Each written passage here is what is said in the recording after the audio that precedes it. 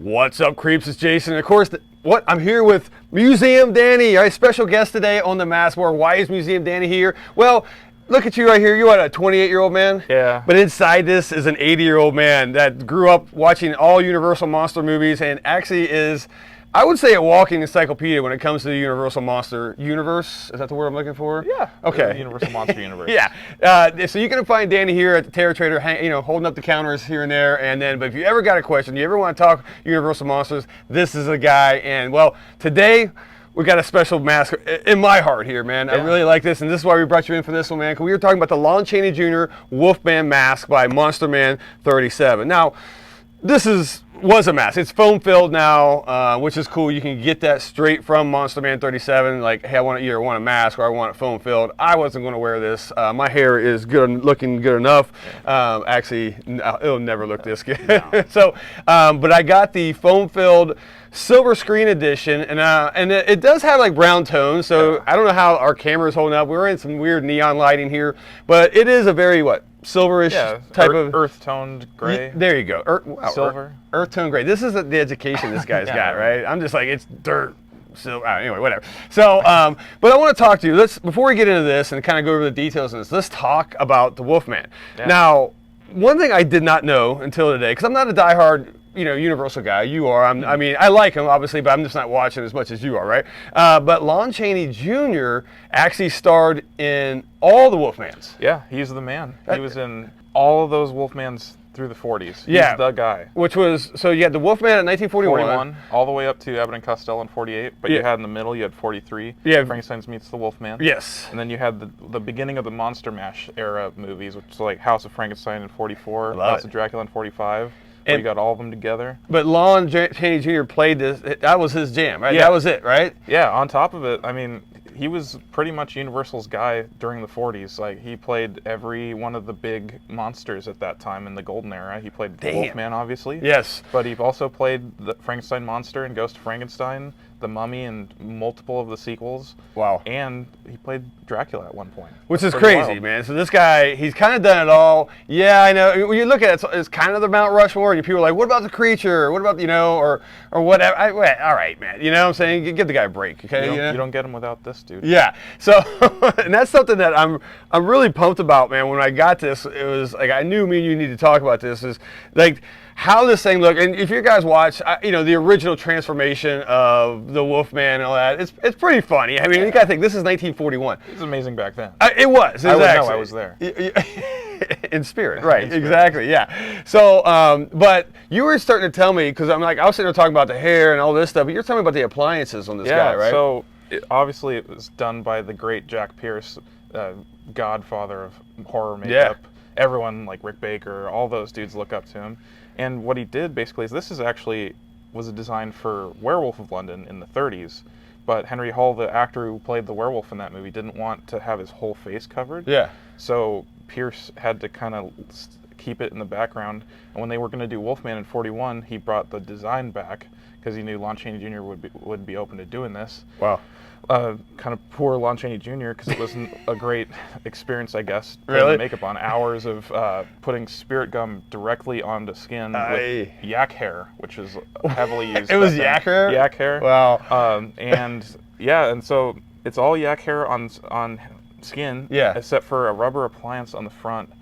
They wanted to, instead of doing a full rubber appliance where you can't see like any facial motion, they did a little rubber appliance on the nose up to the cheeks, so you could get the wolf kind of nose, but he'd still have some articulation in motion with the face. So in the movie, when he snarls and stuff, it comes out more. Yeah, it's more scary. This is why you're here. I've learned so much in the last 30 seconds, man. So it's crazy. I wonder why they went with this dude, though, right? Yeah, it's a very nice hair job. In fact, this was something when I was actually from Monster Man 37. If you guys don't, go follow him on Instagram and buy a lot of his cool stuff, because I was actually buying a Creepshow ticket booth from him. And the transaction was done, and then I happened to look, and I'm like, what is that? And I saw this, and I'm like, add it to the order, man. So he actually, this actually sat at Monsterpalooza this year on this table. So if you were at Monsterpalooza, you probably saw this exact one.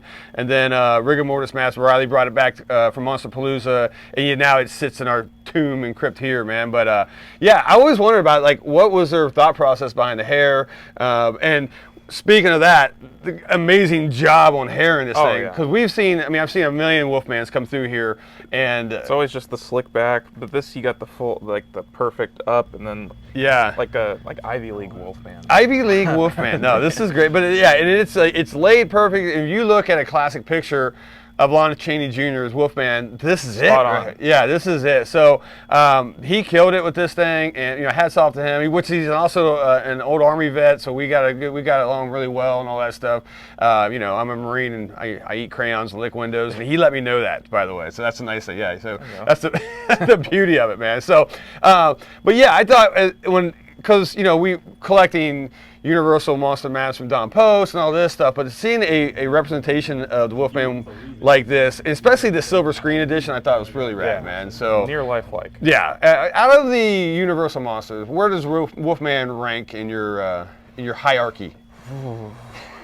That's a lot of logistical things in the brain, but I would put him middle to top. One thing I know about Museum Danny, he overthinks everything. Oh, right? Yeah. So these are like my children. So I gotta like them all.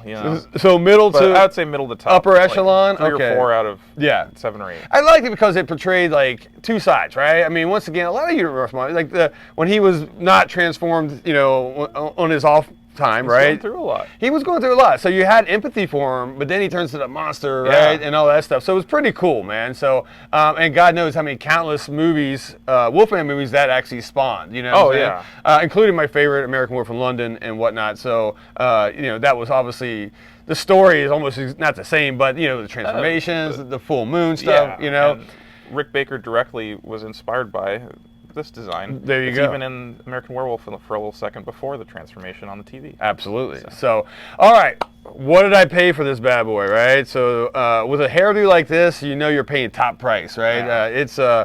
You can't just style this up and put some mousse in it and you're good. No, this I hear. So he's selling these foam filled. For around $300, man, and which to me, the effort, the look, I mean, just the herring effort alone on this. That's a steal for me. Yeah, exactly. And this is a piece that's going to sit on our shelves here at the store for generations, for many moons. See how I'm doing. He's the king of dad jokes. I'm warming up to those things, man. So, and puns, man. But yeah, so $300, man. I'm happy with that. I think this thing will gain value throughout the years. I don't know how many he's produced, to tell you the truth, but regardless, I hope he doesn't produce any more to make this thing even more valuable. So no, but I'm just kidding. You can actually go hit him up. He'll burn you one, and it will look exactly like this and look amazing. So Monster Man -37 on Instagram, guys. Hit him up, and yeah, so there we go. Another Wolfman, another Universal Monsters in our collection, and once again, I normally like to howl at the moon, and but it is time. It is time to. Yeah, I'm only moonlighting as a Mask Morgue host. Oh. So.